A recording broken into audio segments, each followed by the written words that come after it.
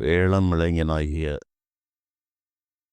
எல்லாம் வல்ல ஸ்ரீ கனகாசலமூர்த்தி பெருமானுடைய திருவருளினால் வெளிவந்து கொண்டிருக்கும் இந்த ஞானச் சாரலில் பலதரப்பட்ட செய்திகளை நாம் குறைந்த அளவு ஆய்வு செய்து வருகிறோம். இந்த மண்ணிலே இறைவன் வைத்திருக்கிற கணக்கில்லாத ரகசியங்கள் எத்தனை கோடி பிறவிகள் எடுத்தாலும் ஒரு மனிதனால் முழுமையும் அறிந்து கொள்வது முடியாத காரியம். இந்த வாழ்க்கை பயணத்தை நடத்த வேண்டும். அதில் மனிதர்களுக்கு கொடுத்திருக்கிற ஒரு மிகச்சிறிய ஒரு சுதந்திரம், அது 2% முதல் 5, 10, 15% வரை அந்த மானிட சுதந்திரம் இறைவனால் வழங்கப்பட்டிருக்கிறது. இந்த சுதந்திர எல்லைக்குள் தான் பலவிதமான நுணுக்கங்களை இறைவனும் வைத்து கருணை கூர்ந்து நல்வழியில் நடக்கிறவர்கள் முந்திய பிறவியில் அறிந்தும் அறியாமலும் பலவிதமான பாவ புண்ணிய செயல்களை அவர்கள் செய்திருக்கிறார்கள்.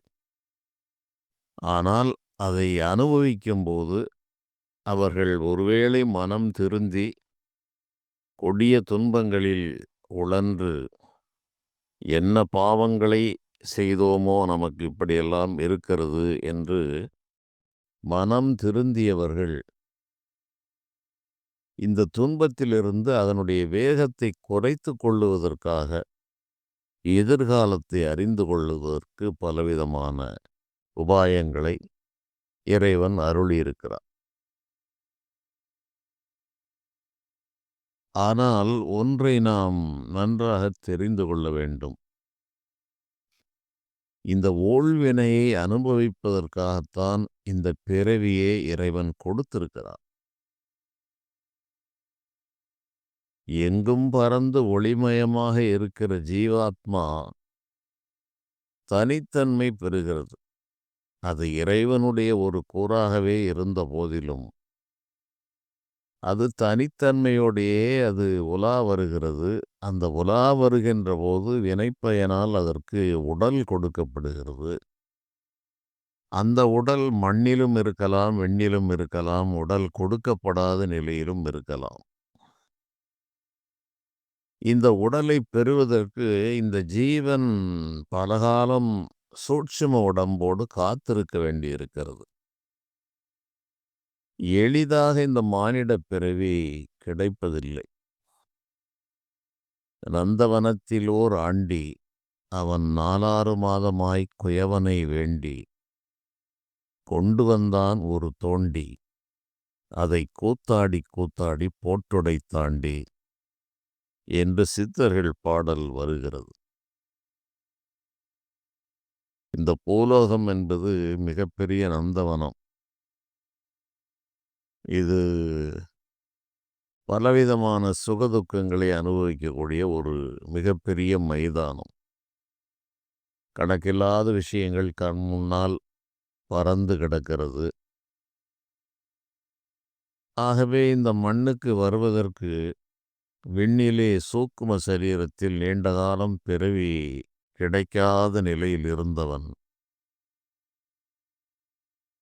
அவன் கொயவன் என்று சொல்கிற பிரம்மனை வேண்டி இறைவனுடைய அந்த உத்தரவிற்கு இணங்க இந்த பிரம்மதேவனை ஒரு உடலை கொடுத்தால் இனி நான் பிறக்கிற பிறவியில் நான் நல்வழியில் செல்கிறேன், ஞானத்தை அடைகிறேன், இறைவனை சிந்திக்கிறேன் என்று பல விதங்களில் அந்த பிரம்மதேவனை வேண்டி 4 மாதங்கள் 10 மாதங்கள் இந்த கரு என்கிற மிகப்பெரிய ஒரு இருட்டறையில் கைகால்களை மடக்கி எல்லா உணர்வுகளும் இறைவன் உள்ளே வைத்திருக்கிறார்.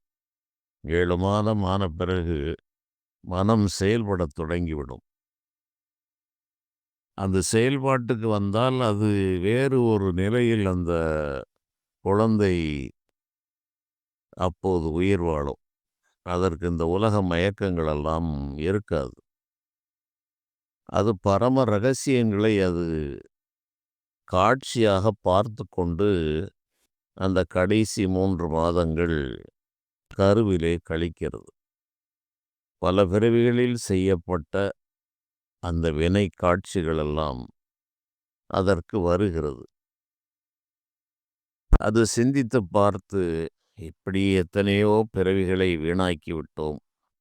இனி பிறந்தாலாவது இறைவனை எண்ணி ஒரு துன்பமே இல்லாத ஒரு நிரந்தர இன்ப நிலைக்கு சென்றுவிட வேண்டும் என்று ஒரு சங்கல்பமெல்லாம் செய்து கொள்கிறது. ஆனால் பிறக்கும்போது விஷ்ணு பெருமானுடைய மாயா வாயுவால் ஸ்பரிசிக்கப்பட்டு முந்திய பிறவி நினைவுகள் பட்டென்று அறுந்து போகிறது. அனைத்தும் அப்படியே மூடி மறைக்கப்படுகிறது. இந்த காட்சிகள் மறைந்து மண்ணுக்கு தள்ளப்பட்டவுடன் சடம் என்ற வாயுவால் தள்ளப்பட்ட இந்த குழந்தை வீறிட்டு அழுகிறது.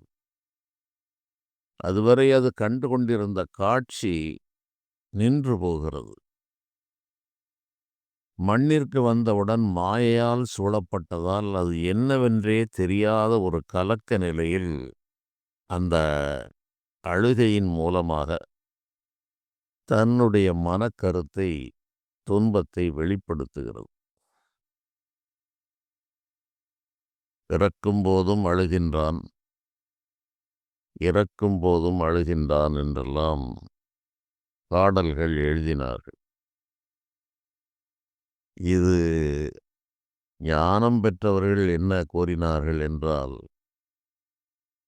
முதல் சங்கம் அமுதூட்டும் மொய்குழலார் ஆசை நடுச்சங்கம் நல் விலங்கு போட்டும் கடைச்சங்கம் ஆம்போது அது ஊதும் அம்மட்டோ இம்மட்டோ நாம் பூமி வாழ்ந்த நலம் என்று ஞானம் உணர்ந்த பெரியவர்கள் கூறுகிறார்கள்.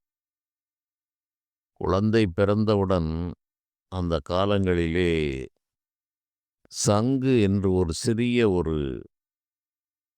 அந்த ஃபீடிங் பாட்டில் என்று பின்னால் வந்தது. அந்த காலங்களிலே சங்கிலே தான் அந்த குழந்தைக்கு பாலை புகட்டுவார்கள். அதனால் முதல் சங்கம் அமுதூட்டும். பிறந்து வளர்ந்து ஒரு நிலைக்கு வந்து உடல் வளர்ச்சி அடைகிறது, மனம் வளர்ச்சி அடைகிறது, மாயை சூழ்கிறது. எங்கிருந்தோம் என்பது முற்றிலும் மறைக்கப்பட்டுவிட்டு இந்த வந்த உலகம், தாய் தந்தை, அந்த ஊரு, இனம், மொழி, எங்கள் ஊர், எங்கள் சுற்றத்தார், எங்களுடைய சொத்து சுகங்கள், எப்படி இறைவன் ஒரு மிகப்பெரிய ஒரு ஆழமான ஒரு மாயை ஏற்படுத்தி வைத்திருக்கிறார் என்பதை இந்த மாயை கடந்து நின்று பார்த்தால் மட்டுமே அறிய முடியும். நாமும் அதற்குள்ளே உட்கார்ந்து கொண்டிருந்தால் நிச்சயமாக அறிய முடியாது. இதிலே ஆழ பதிந்து வாழ்கின்ற மனிதர்களை பல ஆண்டுகளுக்கு முன்பாக நான் பார்த்து எனக்கு வியப்பு ஏற்பட்டது. ஒரு சின்ன ஊரில் வசித்தபோது ஒரு ஒரு தெரு, பெரும்பாலும் அங்கே இல்லை, ஒருவருக்கொருவர் அந்த தெரு முழுவதும் ஒரு 2, 3, 4 தெருகள் எல்லாம் ஒரே பிரிவை சேர்ந்தவர்கள், உறவினர்களாக வேறு இருப்பார்கள். அப்போது நான் என்னை மறந்து அப்படியே சஞ்சரித்து கொண்டிருக்கும்போது சிலர் என்னை தொடர்ந்து வந்தவர்கள் உண்டு. எப்போதாவது பேசுவேன். அப்போது ஒரு நபர் அடிக்கடி எதிர்ப்படுவார். அவர்கள் இந்த காலையிலே பல வேலைகளுக்கெல்லாம் செல்வார்கள். அங்கங்கு வேலைகள் நடக்கும். அது ஒரு நபர் பார்த்தால் எப்போது பார்த்தாலும், "ஏய் மாப்பிள்ளை நான் சொல்வதை கேளு, நில்லு, இந்த வாரேன், அவர் வந்துட்டாரா, இவர் வந்துட்டாரான்னு." இது காலையில நாங்க பெரும்பாலும் இந்த காட்சியை பார்ப்பதுண்டு. அப்போது நான் ஒரு நாள் சிரித்தேன். என்னோடு இருந்த ஒரு நபர் கேட்டார், "ஐயா என்ன சிரிக்கிறீர்கள்?" "என்னப்பா இறைவன் வைத்த மாயை எண்ணி நான் சிரிக்கிறேன். இவன் தாய் வயிற்றில் கண்களை மூடி கைகளை ஒடுக்கி அந்த இருட்டறையில் இருந்ததை இவன் இம்மியளவும் அறியவில்லை.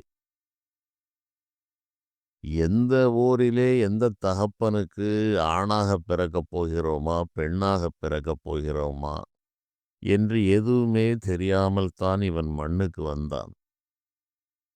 வந்த பிறகு தான் இவன் அனைத்தையும் தெரிந்து கொண்டான். இப்போது ஒரு 30 வயதாகிவிட்டது. இவனுக்கு மாப்பிள்ளை யார், மச்சான் யார், மாமா யார் என்றெல்லாம் தெரிந்துவிட்டது. மண்ணுக்கு வந்த ரகசியம் முற்றிலும் மறந்து போய்விட்டது. அதனால் இவன் இந்த ஒரு தெரு சொந்தம் இதுதான் நமக்கு என்றென்றைக்கும் இருக்கிறது என்ற ஒரு மாயையால் சூழப்பட்டு தினந்தோறும் பார்க்கிறேன். அவன் ரோட்டிலே போம்போதே மாப்பிள்ளை மச்சான் இப்படி சொல்லிக்கொண்டே அவர்கள் அதோடு பின்னி பிணைந்து வாழ்கிறார்கள் அப்பா. இறைவன் செய்த மாயையை எண்ணி நான் சிரித்தேன் என்று நான் அவனுக்கு விளக்கம் கூறினேன். இது அடிக்கடி நிகழும்.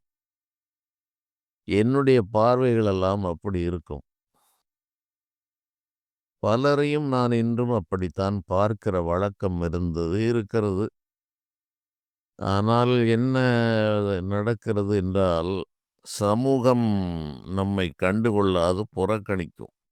அது இயல்புதான். அதைப் பற்றி எந்த கவலையும் இல்லை. இந்த நிலையில்தான் எதையாவது உலகத்திற்கு சொல்லிவிட்டு செல்ல வேண்டும் என்கிற ஒரு இறைவனுடைய தூண்டுதலால், ஏதோ நான் ஒவ்வொரு மன அடுக்குகளில் இருந்து பேசி நான் அனுப்புகிறேன். இது எந்த அளவுக்கு மக்களுக்கு பயன் தரும் என்பதெல்லாம் இறைவன் ஏதோ ஒரு திட்டமிட்டு இந்த செயலை செய்யும்படியாக வைத்திருக்கிறார். அப்படி இந்த வாழ்க்கையிலே இது ஞானச்சாரல் என்ற தலைப்பிலே நான் பேசுகிறேன். இதில் ஞான செய்திகளைத்தான் பெரும்பாலும் என்னால் கூற முடியும். பூர்வ ஜென்ம தொடர்பால் ஜோதிடம் முதலாகிய பலவிதமான சாஸ்திரங்கள் இறைவன் எனக்கு உணர்த்தியிருந்தாலும், அதில் எனக்கு பரிபூரண ஈடுபாடு என்றுமே இருந்ததில்லை. அதற்கு மேலான ஞானம் என்ற மிகப்பெரிய ரகசியங்களையும், ஒரு போர்க்குவியலையும் பார்த்த பிறகு, இந்த சாதாரணமான விஷயங்களில் மனம் செல்லவில்லை. இதற்கும் மேலான அஷ்டமகா சித்திகள் என்று சொல்கிற அணிமா, கரிமா, லகிமா, மகிமா, பிராப்தி, பிரகாமியம், ஈசத்துவம், வசித்துவம் என்று எண்பேராற்றல்கள் என்று, அட்டமா சித்திகள் என்றும் எண் பேராற்றல்கள் என்றும் மிகப்பெரிய சிவஞானிகளால் கூறப்பட்ட இந்த யோக சித்திகள், இவற்றை காட்டி இறைவன் இவற்றில் சிலவற்றை காட்டி தன்வசப்படுத்தி அதன் வசப்படுத்த இறைவன் சில சந்தர்ப்பங்களை எல்லாம் வழங்கி நின்ற நிலையில் அவற்றையும் புறக்கணித்தேன். காரணம் என்ன என்றால், இது ஒரு பெரிய ஒரு லகரி, ஒரு போதை தரக்கூடிய ஒரு வஸ்து. இந்த கலைகள் கையில் வந்துவிட்டால் பல ரகசியங்கள் மண்ணிலும் விண்ணிலும் உள்ளவற்றை அறிய முடியும். மானிடர்களை பிரமிக்க வைக்க முடியும். ஒரு பெரிய ஒரு பேரும் புகழும் பயம் கலந்த மரியாதையையும் பெறலாம். இறைவனே என்ன செய்கிறார் என்றால், இந்த ஒரு உயர் பதவிக்கு தேர்ந்தெடுக்கும் போது பலவிதமான பரிசோதனைகளை செய்வது போல, இவனுக்கு தன்னை விளக்குவதற்கு முன்பாக இவனை திசை திருப்புவதற்கு பல வழிகளை அவர் வைத்திருக்கிறார். இதிலெல்லாம் சிக்காமல் ஒரே நினைவாக நம்மையே நோக்கி இவன் பயணப்படுகிறானா? அல்லது சிறிது சிறிது ஆற்றல்களை கொடுத்தவுடன் அதிலே பல 100 பிறவிகளை கழிக்கிறானா என்று இப்படி திசை திருப்புவது இறைவனுக்கு ஒரு விளையாட்டு. இவற்றையெல்லாம் கடந்து புறந்தள்ளிவிட்டு தனக்குள்ளேயே இருக்கிற அந்த ஈசனை ஒரே நினைவாக எண்ணி அவருடைய அருளை பரிபூரணமாகப் பெற்றுவிட்டால் இந்த அட்டமா சித்திகளெல்லாம் கைகட்டி இந்த மனிதனுக்கு ஏவல் செய்யும். இதுதான் ரகசியம். இதை தெரிந்து கொள்ளாத மானிட சமுதாயம் இந்த சித்திகளுக்கு அலைகிறது. சித்து கற்கும் ஆசையது சிதையேனே என்குதே, வித்தை கற்கும் ஆசையது விலகேனே என்குதே என்று ஞானிகள் தங்களுடைய கடந்த காலத்தை எண்ணி இறங்கி பாடுகிறார்கள். இறைவனாகிய அந்த பிரம்ம வித்தையை, அந்த சிவ வியாபகத்தை தெரிந்து கொள்ள முடியாமல் சாதாரணமான மாயாஜால வித்தைகளை கற்கிற ஆசை எனக்கு போகவில்லை. மந்திரத்தில் ஆசை மறக்கேனே என்கிறதே, சுந்தரத்தில் ஆசை துறக்கேனே என்கிறதே என்று பல விதங்களில் தங்களுடைய பழைய பிறவிகளை எண்ணி சித்தர்கள் பாடுகிறார்கள். அப்படி இந்த ஊரிலே இந்த மனிதன், இந்த உலகம் நிச்சயம் நிரந்தரம், இதற்கு மேலே ஒன்றும் இல்லை என்று நினைத்து வாழ்கின்ற ஒரு நிலைகளை பார்த்து நான் தான் என்னை மனம் பாதிப்படைந்தவன் என்று நினைக்கிற நிலைதான் இருக்கும். காரணம், வேறு ஒரு உலகத்தை இறைவன் எனக்கு காட்டியதால் எனக்கு இவையெல்லாம் பொம்மைகள் போல் தெரியும். என்னுடைய உடம்பே ஒரு பொம்மை நிழல் வருவது போல வரும் என்ற நிலையை நான் பெற்று வாழ்ந்திருந்த காலம். இதுவே ஒரு சுமை, இது ஒரு நாடக கூத்து நடக்கிறது. இதில் எனக்கு மிகப்பெரிய சிரமத்தை கொடுத்தது இந்த ஜோதிடம். நானோ இந்த வாழ்க்கையே வெறும் கனவு கூத்து என்று எண்ணி வாழ்கிறவன். என்னிடம் ஜாதகம் பார்த்து இந்த நிலையில்லாத வாழ்க்கைக்கு என்ன வழி என்று கேட்டு வரும்போது எனக்கு சில மனப்போராட்டங்கள் ஏற்பட்டது. நாமோ இந்த வாழ்க்கை ஒன்றுக்கும் உதவாத கனவு என்ற நிலையை இறைவன் நமக்கு அருளியிருக்கிறார். ஆனாலும் இது உண்மை என்று இருக்கிறது. அதாவது கனவு காணும் வரை உண்மை. இவர்கள் கனவை தாண்டவில்லை. இவர்களுக்கும் நாம் வைத்தியம் செய்ய வேண்டியிருக்கிறது. நாம் இது கனவு என்று நன்றாக தெரிந்து போய்விட்டது. இதில் எந்த மதிப்பும் இல்லை என்பது தெரிந்து போய்விட்டது. ஆனால்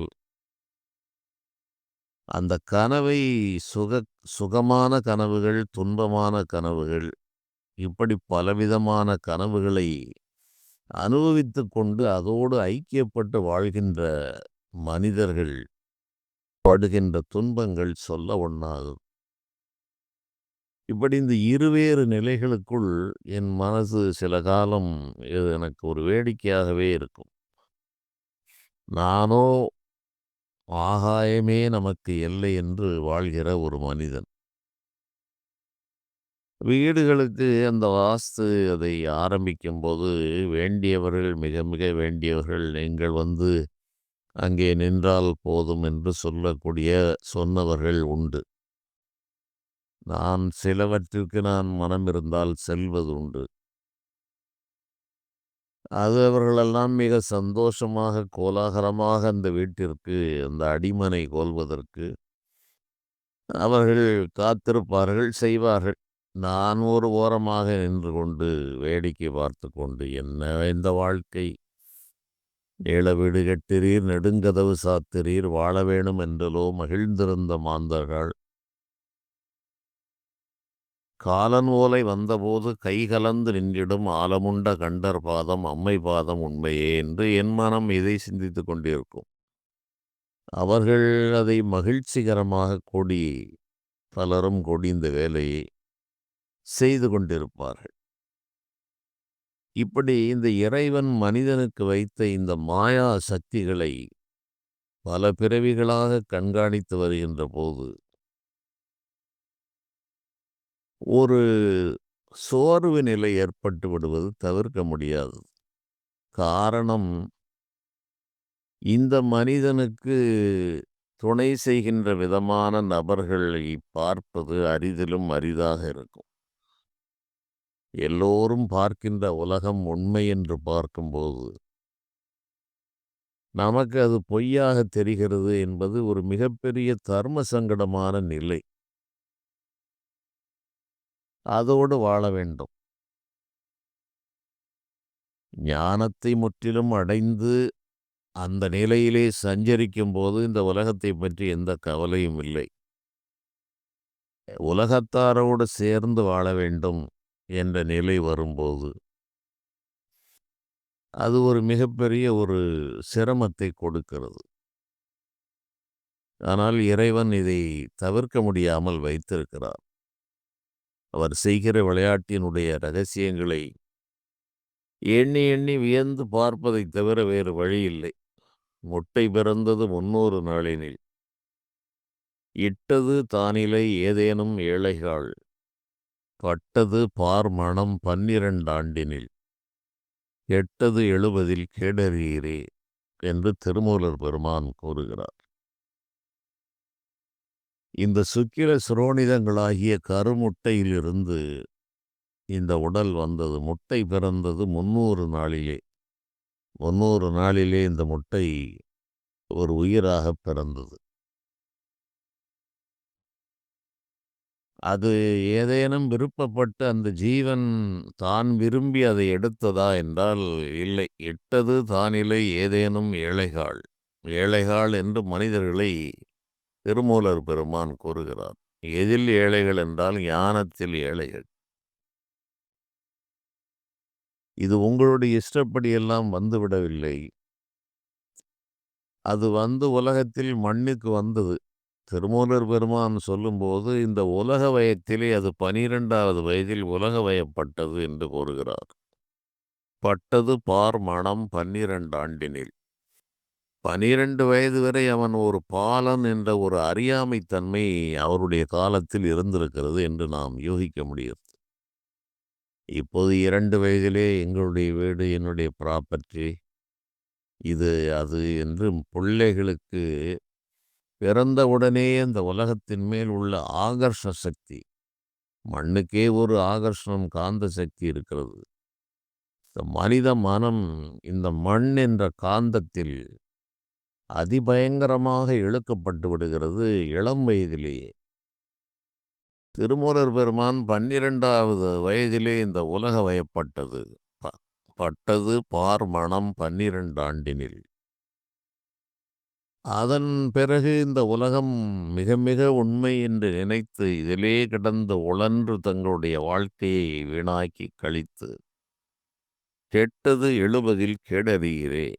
அந்த இளமையெல்லாம் போயிற்று, செல்வம் போயிற்று, சுற்றங்களெல்லாம் போயிற்று. எல்லாம் நிரந்தரம் என்று நினைத்தவையெல்லாம் வந்து வந்து மாறிப் போய்விட்டது. எதுவுமே மனிதனுடைய திட்டப்படி, அவனுடைய ஆசைப்படி இங்கு வாழ முடியாத ஒரு நிலை ஏற்பட்டு போய்விட்டது. இவனுக்கு கணக்கில்லாத ஆசைகள் இருக்கிறது. ஆனால் இவனுக்கு ஒரு கட்டுப்பாடுகளை விதித்துத்தான் இறைவன் இவனை மண்ணுக்கு அனுப்புகிறார். இதைத்தான் நீ அனுபவிக்க வேண்டும். உலகம் மிகப்பெரிய சந்தை. அங்கு பலவிதமான சுகபோகங்களும் இருக்கிறது. ஆனால் நீ இவற்றைத்தான் நுகர வேண்டும் என்ற விதிக்கயிறால் இந்த ஜீவ வர்க்கங்களை, உடம்பை கொடுத்து இறைவன் மண்ணுக்கு அனுப்புகிறார். ஆகவே இவன் தனக்கு தலைவன் ஒருவன் இருக்கிறான் என்ற சிந்தனையை மறந்து தேடிக்கொண்டே இருக்கிறான், ஓடிக்கொண்டே இருக்கிறான். எதற்கு நாம் தேடுகிறோம், எதற்கு நாம் ஓடுகிறோம் என்பதெல்லாம் இறைவன் மறைத்து வைக்கிறார். முந்திய காலங்களில் இந்த எண்ணெய்களை ஆட்டுவதற்கு மரச்செக்கு பயன்படுத்தி எண்ணெய் ஆட்டுவார்கள். அதில் மாடுகளை பூட்டி மிகப்பெரிய ஒரு கல் உரல் இருக்கும். அதில் நடு பகுதியிலே ஒரு மிகப்பெரிய உலக்கை, செக்கு உலக்கை என்று அதற்கு பெயர். அளவில் பெரியதாக இருக்கும். அந்த செக்கு கல்லும் மிகப்பெரியதாக இருக்கும். அதிலே 1 மூட்டை, 2 மூடை அந்த எள்ளை கொட்டி, ஒரு 2 மாடுகளை நுகத்தடியில் பூட்டுவார்கள் அல்லது 1 மாடு. அது சுற்றி கொண்டே வரும். அதற்கு ஒருவர் இருந்து அதை ஓட்டிக்கொண்டே இருக்க வேண்டும். அதற்காக இவர்கள் என்ன செய்வார்கள் என்றால், அந்த நுகத்தடியிலிருந்து ஒரு 2, 3 அடி நீளமுள்ள ஒரு குச்சியை அதிலே கட்டி, அந்த குச்சியினுடைய முனையில் ஒரு கட்டு புல்லை தொங்க விட்டு விடுவார்கள். இந்த மாடு இந்த பசும்புல்லை பார்த்தவுடன் அந்த புல்லை சாப்பிடுவதற்கு முயற்சி செய்யும். நாக்கை நீட்டி நீட்டி பார்க்கும்போது இது தன்னை அறியாமல் சுற்றி கொண்டே இருக்கும். அந்த பில்லை பிடித்து உண்டுவிட வேண்டும், பொருட்களை உண்ண வேண்டும் என்ற ஒரே குறிக்கோள் இதற்கு வந்து விடுகிற காரணத்தால், அந்த புல்லை நிச்சயமாக இது சாப்பிட முடியாது. ஏனென்றால் அவன் சாப்பிடுகிற வதத்தில் அதை கட்டவில்லை. அவன் ஏன் கட்டுகிறான் என்றால், அவன் வேறு வேலைக்கு போய்விடுவான். இங்கு செக்கு ஆட வேண்டும், எண்ணெய் ஆக வேண்டும். இந்த மாட்டை ஓட்டிக்கொண்டு இருந்தே ஒரு கவனிக்க முடியாது. ஆகவே இவன் ஒரு தந்திரமான வேலையை பார்த்து, இந்த புல் இறுதி வரை இதற்கு அகப்படாது. அது கிடைக்கும் கிடைக்கும் என்ற நோக்கத்திலே சுற்றி கொண்டே இருக்கும். அதற்குள் எண்ணெய் தயாராகிவிடும். அதன் பிறகு வேலை முடிந்த பிறகுதான் அந்த புண்ணாக்கெல்லாம் இந்த மாட்டுக்கு கிடைக்கும். இதுபோல இந்த உலகத்தில் எதையுமே பெற்றுவிட முடியாது. எதையும் நம்மோடு தங்க வைத்துக் கொள்ளவும் முடியாது. எதையாவது எடுத்துச் சென்று விட முடிகிறதா என்றால் நிச்சயமாக இல்லை. தினந்தோறும் பிறப்பிறப்பை பார்க்கிற மனம், எவரும் எதையும் எடுத்துச் செல்லவில்லை என்கிற ரகசியத்தை மட்டும் மறந்து விடுகிறது. பற்றித் தொடரும் இருவினை புண்ணிய பாவமுமே என்று ஞானிகள் கூறுகிறார்கள். எத்தனை இந்த மண்ணிலே தேடினாலும் உன்னோடு வருவது நல்வினை தீவினை ஆகிய 2 தான் உன்னோடு வரும். மற்றவை உன்னோடு வராது. ஆடு மாடு தேடினும் ஆனை சேனை தேடினும் கோடிச் செம்பொன் தேடினும் குறுக்கே வந்து நிற்குமோ. அந்த காலங்களில் ஆடு மாடுகள் தான் செல்வமாக இருந்தது. ஆகவே சித்தர்கள் அதை கூறினார்கள். ஆடு மாடு தேடினும் ஆனை சேனை தேடினும் கோடிச் செம்பொன் தேடினும் குறுக்கே வந்து நிற்குமோ.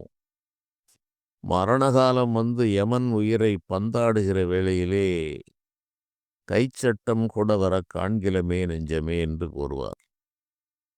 கற்கட்டு மோதிரம் கடுக்கன் அரையான் பூண்டு திக்கட்டும் போற்ற திசைக்குருவரே ஆனாலும் பற்கிட்டவே யமன் உயிரை பந்தாடும் வேளையிலே கைச்சட்டம் கூட வர காண்கிலமே நெஞ்சமே. ஒரு மிகப்பெரிய தனவந்தர் இருப்பார். அவர் ஒரு ஈசி சேர் என்று அந்த காலங்களில் வைத்திருப்பார்கள். அதில் கையை வைப்பதற்கென்று ஒரு சட்டம். அதை இங்கே மடக்கி விடலாம், வெளியே நீட்டி விடலாம், கால்களை கூட அதில் வைக்கலாம். அதில் இருப்பார் இவர். கற்கட்டு மோதிரங்கள் பல நவமணிகளை கை விரல்களிலும் காதுகளிலும் மார்பிலும் அணிந்திருப்பார். கற்கட்டு மோதிரம் கடுக்கன் அரையான், தங்கத்திலே அரையான் கட்டியிருப்பார். கடுக்கன் அரையான் பூண்டு திக்கட்டும் போற்ற 8 திசைகளிலும் இவருடைய பெயர் விளங்குகிறது. மிகப்பெரிய செல்வந்தர், வானளாவிய செல்வத்துக்கு சொந்தக்காரர். பலவிதமான செல்வாக்குகள் அவருக்கு இருக்கிறது என்று அவரை உலகம் கொண்டாடி கொண்டிருக்கும். திக்கட்டும் போற்ற இவர் ஒரு ஈசி சேரில் படுத்து 4 திசைகளிலும் பார்த்தால் இவருடைய கண் அசைவிற்கு வேலைகள் நடக்கும். திசைக்கு ஒருத்தரே ஆனாலும், இப்படி ஒரு செருக்கான வாழ்க்கையை ஒரு மனிதன் வாழ்ந்து கொண்டிருந்தாலும், வினைப்பயன் தீர்ந்தவுடன் அங்கிருந்து வருகிற கால தூதர்கள் இவனை வந்து பிடிக்கும்போது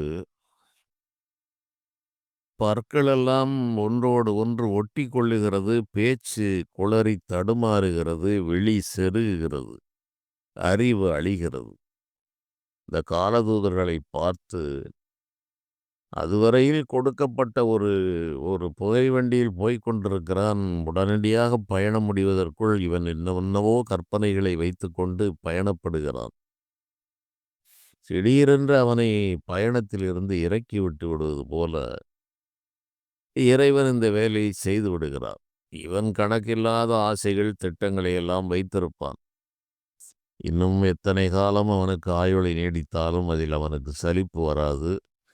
இன்னும் எத்தனை செல்வத்தை சேர்க்க வேண்டும், பேரனுடைய கல்யாணத்தை பார்க்க வேண்டும், பேரனுடைய மகன் கல்யாணத்தை நான் பார்ப்பேனா என்றெல்லாம் என்னிடம் கேட்டவர்களே அதிகம். இவையெல்லாம் எனக்கு ஒருபுறம் நகைப்பாக இருக்கும். வேறு வழி இல்லாமல் உலக நிலைக்கு ஒரு நடிக்க வேண்டிய சூழ்நிலையும் இருக்கும். அப்படி இவன் பற்கிட்டவே எமன் உயிரை பந்தாடும் வேளையிலே அதுவரையில் இவர் இந்த கை சட்டம் இந்த ஈசிச்சேரிலே வைத்திருப்பார். அப்படி இவன் உயிரை கவர்ந்து செல்லும்போது அவ்வளவு காலம் வைத்திருந்த அந்த கை சட்டம் கூட இவனுடைய கூடே வராது. ஆகவே என்ன வரும் என்றால் பற்றித் தொடரும் இருவினை புண்ணிய பாவம். இதுபோல ஆடு மாடு ஆனை சேனை எல்லாம் கோடி செம்பொன் தேடினாலும் அது வராது. என்ன வரும் என்றால் ஓடியிட்ட பிச்சையும் உகந்து செய்த தர்மமும் சாடிவிட்ட குதிரை போல் தர்மம் வந்து காக்குமே என்று கூறினார்கள். அந்த துன்ப காலமும் அந்த கடினமான உயிர் பிரியும் மரணத் தருவாயும் வருகின்ற போது தர்மம்தான் வந்து இவனை காப்பாற்றுகிறது. எத்தனை தேடி இந்த மண்ணில் வைத்தாலும் அது இவனுக்கு வராது. இந்த இறையருளை தேடினால் அந்த இறையருள் வந்து இந்த யம பயத்தை நீக்குகிறது. அந்த இறையருளை பெறாதவர்களுக்கு இந்த யமபயம் என்பது மிகப்பெரிய துன்பம் என்பதை அவர்கள் மரணத் தருவாயில் மட்டுமே அனுபவிக்க முடியும். அதை அவர்களால் வெளியே கூற முடியாது. எப்படி இந்த கருவில் இருந்த விஷயங்களெல்லாம் மறைக்கப்படுகிறதோ, அதுபோல் உயிரை உடம்பை விட்டு எடுக்கின்ற போது வருகின்ற அளப்பரிய துன்பங்களை இறைவன் மறைக்கிறார். ஞானிகள் இந்த 2 துன்பங்களையும் அறிந்தார்கள், அறிகிறார்கள். ஆகவேதான் பிறவி என்பதும் துன்பம், இறப்பு என்பதும் 1000 தேள்கள் ஒன்றுபோல் கடித்தது போல இருக்கும் என்று இதை ஞானிகள் கூறுகிறார்கள். உடம்பை விட்டு உயிரை பிரிக்கின்ற போது வருகின்ற வேதனை, மரண வேதனை யாரால் அறியலாம்? மயங்கி ஐம்புலன் வருந்திட வரும் துயரே, வரும் துயர் இறைவனே அறிகிற்பான் என்று சிவஞான சித்தியார் கூறுகிறார். மரண வேதனையை யாரால் அறிய முடியும்? ஐம்புலன்களும் மயங்கி இந்த உடலை விட்டு காலன் அந்த சூக்கும சரீரத்தை பிரிக்கும் போது வருகிற துன்பத்தை இறைவன் மட்டுமே அறிய முடியும் என்று ஞான நூல்கள் கூறுகிறது. இப்படி இறைவன் இந்த மனிதனை உடம்பு என்ற சிறையில் போடுவதும், அந்த சிறைச்சாலைதான் சொர்க்கம் என்று இவன் அறியாமையில் வாழ்வதும், இறைவனோ பெருங்கருணையால் இவனுக்கு சிறை வாழ்வு போதும், விடுதலை தந்து விடலாம் என்று இவனுக்கு மரணத்தை கொடுத்து விடுதலை செய்யும்போது அந்த இறைவனை நொந்து நூலாகி இவனும் இவனுடைய சுற்றத்தார்களும் சேர்ந்து அல்லல் பட்டு அழுகிற ஒரு மாய வித்தையையும் நம்மால் பார்க்க முடிகிறது. இவற்றிற்கெல்லாம் காரணம் இந்த ஞானமில்லா தன்மை. சிறைக்கைதி விடுதலை பெற்றால் மகிழ்ச்சிதான் அடைவான். ஆனால் இந்த மானிடன் இந்த பிறவி சிறை என்று இவன் உணராத காரணத்தால் இது சொர்க்கம் என்று நினைத்து இதை விட்டு பிரிக்கும்போது அவன் வருந்துகிறான்.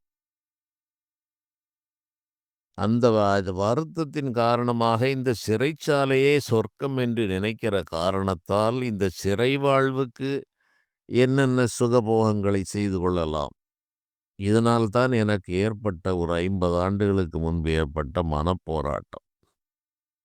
நானோ மரணத்தை விடுதலை என்று நினைக்கிறவன். எனக்கு இந்த ஜோதிடம் சொல்வது இறைவனால் விதிக்கப்பட்டது. அவர்கள் பாவம் அஞ்சி நடுங்கி ஆயுள் நன்றாக இருக்கிறதா என்று கேட்பார்கள். குழந்தை ஜாதகத்தை கணித்தவுடன், ஐயா ஆயுள் நன்றாக இருக்கிறதா?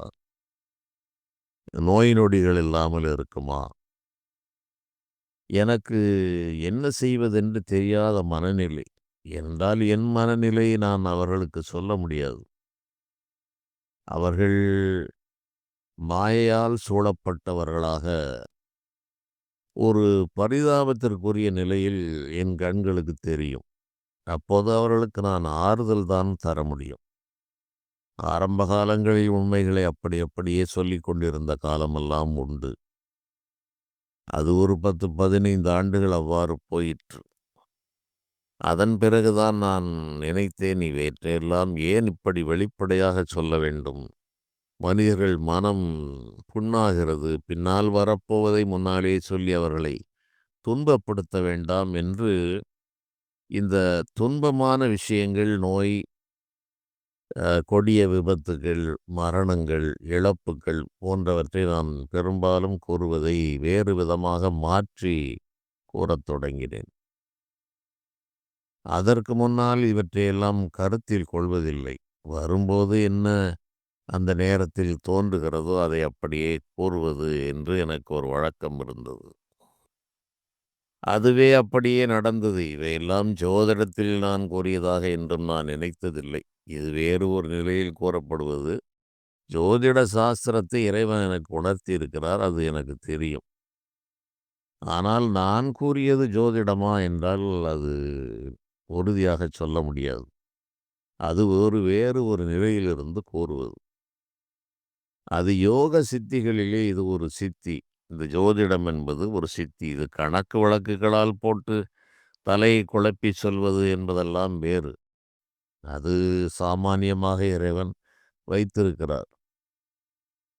இவை அதையெல்லாம் தாண்டிய ஒரு நிலையில் ஏதோ ஒரு காட்சிகளை பார்த்து இறைவன் காட்டுகிறார். மிகப்பெரிய ரகசியங்களை, தேவலோக ரகசியங்களை, விண்ணிலும் மண்ணிலும் உள்ள ரகசியங்களை எல்லாம் யோக சாதனை செய்கிறவன், ஞான மார்க்கத்தில் செல்கிறவனுக்கு இது இயல்பாகவே வருகிறது. அவற்றை வைத்துக்கொண்டு அங்கங்கே அப்படியே ஏதோ சொல்லிக்கொண்டே போக வேண்டியது. அது நாம் சொன்னாலும் அவர்களுக்கு பரிபாஷையால் பேச வேண்டிய ஒரு நிலை வந்துவிடும். என்னதான் கஷ்டப்பட்டு மக்களுக்கு புரிய வேண்டும் என்று முயன்று பேசுவது இப்போது. ஆனால் அப்போது இருந்த காலங்களிலே இவ்வாறு விளக்கமாக சொல்வதில்லை. பரிபாஷையாக ஏதோ சொல்லிவிடுவது. அது அநேகருக்கு புரியவும் செய்யாது. காரணம் எப்போதும் ஞான உயர்நிலையிலே மனம் சஞ்சரித்துக் கொண்டிருந்த காரணத்தால் அவ்வாறு அந்த பேச்சுக்களெல்லாம் போய்விடும். என்னிடம் வந்து கேட்பதற்கே யோசிப்பார்கள். இவர் சொன்னால் நடந்துவிடும். அதிலும் குறிப்பாக ஆயுளை கேட்பதற்கு அஞ்சியவர்கள் அதிகமாக உண்டு. அவையெல்லாம் கணக்கில்லாமல் இருக்கிறது. அ ஒ 1, 2 செய்திகளோடு இன்றைய தொடருக்கு சொல்லுகிறேன். ஒரு நபர் மிகப்பெரிய ஒரு தைரியசாலி என்று பெயர் எடுத்தவர். பலவிதமான வழக்கு வல்லடிகளுக்கு முதல் நபராக இருப்பார். அதைக் கண்டு அநேகர் அஞ்சுவார்கள். இந்த ஆள் வந்துவிட்டாலே ஏதோ ஒரு பிரச்சனை உருவாகிவிடும் என்று எண்ணுவார்கள். அவர் என்னோடு தொடர்பில் இருந்தார். அவருக்கு ஆரம்பத்தில் இதிலெல்லாம் நம்பிக்கை ஜோதிடத்திலும் இல்லை, இந்த ஞானம் போன்ற அவரெல்லாம் இந்த உலகம் உண்மை என்று இந்த புளியங்காய் போல் அப்படியே அந்த தோட்டை பற்றி இருக்கும் இந்த புளியங்காய். அதுவே பழமானால் அந்த ஓட்டிற்கும் அதற்கும் சம்பந்தம் என்னாமல் கடகட என்று ஆடும். அது ஞானிகளுடைய நிலை. உலகத்தில் இருந்தாலும் அதோடு ஒட்ட மாட்டார்கள்.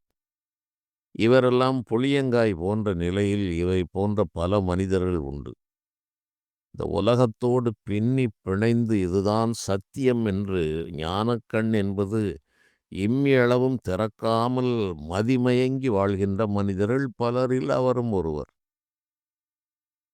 அவர் இதெல்லாம் நான் நம்ப மாட்டேன். நம்பினால் என்ன, நம்பாட்டா என்ன நடக்கிறது தான் நடக்கப் போகிறது. இந்த ஞானம் பெற்றவர்களிடம் இது போன்ற தர்க்கவாதங்கள் எல்லாம் ஈடுபடாது. காரணம் சிறுபிள்ளைத்தனம் என்று விட்டு விடுவார்கள். அவர் அதன் பிறகு பல விஷயங்கள் எல்லாம் நடந்ததால் இந்த ஜோதிட நம்பிக்கை வந்தது. இறைவனை எல்லாம் சும்மா ஏதோ வணங்குவது. அதற்கு பிறகு மெல்ல மெல்ல அந்த நம்பிக்கைகள் வரத் தொடங்கியது. குடும்பத்தில் பல விஷயங்களை என்னோடு கலந்து ஆலோசிப்பார். அனைத்துமே எங்கெங்கோ இருக்கிறார்கள் அவருடைய குடும்பம். பல ஜாதகங்களை காட்டி கேட்பார். பலரும் என்னிடம் ஜாதகம் பார்க்க வருவதையும் அவர் பார்ப்பார். அவர்கள் பேசுவது, நடந்ததை சொல்வதை எல்லாம் பற்றி அவர் கேட்டிருக்கிறார். அந்த நிலையில் ஒரு முறை பலமுறை என்னிடம் கேட்பார். ஐயா, நீங்கள் எல்லாவற்றையும் கூறி எனக்கு ஆயுளைக் கூறுங்கள் என்று அவர் கேட்பார். அப்போது அவருக்கு ஒரு 56 வயது இருக்கலாம். அதற்கெல்லாம் என்னய்யா இப்போது அவசரம்? பார்த்து கொள்ளலாம் என்று நான் தட்டி கழித்துக் கொண்டே இருப்பேன். அவர் பெரும்பாலும் அடிக்கடி என்னை ஒரு பொது இடத்திலே சந்திக்கிறவர். நான் ஒரு ஒரு மண்டபத்திலே உட்கார்ந்திருக்கபோது அங்கு வருவார். நான் பெரும்பாலும் ஏகாந்தத்தை விரும்புகிறவன். அங்கு வந்து உட்கார்ந்து கொண்டு அவர் அப்படி பேசிக் கொண்டிருக்கும்போது, "ஆயுளையே சொல்ல மாட்டேன் என்கிறீர்கள். நானும் கேட்கிறேன். பலருக்கும் சொல்லி அவ்வாறு நடந்ததெல்லாம் இருக்கிறது என்றெல்லாம் நான் கேள்விப்படுகிறேன். ஆனால் எனக்கு சொல்ல மாட்டேன் என்கிறீர்கள்" என்றே கூறிக்கொண்டிருந்தார். "அதற்கு என்னய்யா பார்க்கலாம். அது கேட்பீர்கள், சொன்னால் உங்களுக்கு அது தாங்க முடியாது." அவர் சொன்னார், "ஐயா, இதற்கெல்லாம் பயந்த ஆள் நான் கிடையாது. சும்மா சொல்லுங்கள். அதெல்லாம் எனக்கு பயம் என்பதற்கெல்லாம் எனக்கு கடவுள் வைக்கவில்லை" என்று கூறுவார். ஒரு நாள் நான் ஒரு ஆழ்ந்த தியான நிலையில் இருந்து முடித்துவிட்டு அந்த பகுதிக்கு வந்தேன். இவர் அந்த நேரத்தில் இவரும் அங்கு வந்து சேர்ந்தார். கேட்டார், "ஐயா, நானும் பல நாளும் கேட்டுக்கொண்டிருக்கிறேன். என்னுடைய ஆயுளைப் பற்றி நீங்கள் சொல்லவே இல்லையே." நான் பட்டென்று சொல்லிவிட்டேன். "ஐயா, உமக்கு இன்னும் ஒரு குறிப்பிட்ட வருடத்தை கூறி, இதுவரை தான் உமக்கு இந்த மண்ணிலே வாழ்க்கை. அதோடு உம்முடைய கதை ஒரு 72 வயது அல்லது 74 வயது சொல்லியிருப்பேன் என்று எனக்கு இப்போது நினைவு. இந்த வயதிற்கு பேர் நீர் இருக்க மாட்டீர் ஐயா" என்றவுடன் அவர் முகம் பேயடித்தது போல் மாறிவிட்டது. பெரிய தைரியசாலியாக பேசினார். வாழ வேண்டிய காலத்தினுடைய வருடத்தை கேட்டவுடன் அப்படியே முகம் வெளிறிப் போயிற்று. "எப்படி மரணம் நடக்கும்?" என்றார். "இந்த ஊரில் நீர் மரணமடைய மாட்டீர். அவர் மரணமடைய வேண்டிய ஊர் சம்பந்தமில்லாத ஊர். அந்த ஊரிலே நீர் மரணமடைவீர்" என்று கூறினேன். அப்போதும் அவர் ஒரு இடும்பு பிடித்த ஒரு நபர். பயம் உள்ளே இருந்தாலும், "ஐயா, சரி." முதலிலே முகம் வெளிறிப் போய்விட்டது, வியர்த்து விட்டது. பிறகு, "எப்படி நடக்கும் ஐயா? நீர் உம்முடைய உடம்பு 2, 3 நாள் கழித்து தான் உம்முடைய குடும்பத்திற்கே கிடைக்கும். உம்முடைய மரணம் அப்படித்தான் நிகழும்" என்று நான் கூறினேன். கூறிவிட்டு அந்த ஊரை விட்டு நான் வேறு ஊருக்கு போக வேண்டிய சூழ்நிலை வந்துவிட்டது. ஆனால் கூறியதெல்லாம் எனக்கு நினைவில் இருந்தது. அவருடைய மரணத்திற்கு பிறகு அந்த தகவலை நான் தெரிந்து கொண்டேன். நான் கூறியது போலவே வேற்றூருக்குச் சென்றார். வேற்றூரிலே அவர் ஒரு சாலை விபத்திலே மாண்டு போனார். அதன் பிறகு அடையாளம் தெரியவில்லை என்று அங்கே இங்கே அலைக்கழிந்து, அதன் பிறகு அடையாளம் தெரிந்து அவருடைய உறவினரிடம் அவர் உடல் ஒப்படைக்கப்பட்டு, இறுதி காரியங்கள் செய்தார்கள் என்று அந்த காலம் கடந்த பிறகு எனக்கு அந்த செய்திகள் எல்லாம் வந்து சேர்ந்தது. இதுபோல பல மாயங்களை இறைவன் செய்து கொண்டு வருகிறார். அதிலே ஒரு சிறிய சில ஞானச்சாரல்களை இன்று நாம் பார்த்தோம். வரும் காலங்களில் இது போன்ற செய்திகளை கூறுகிறேன். நன்றி.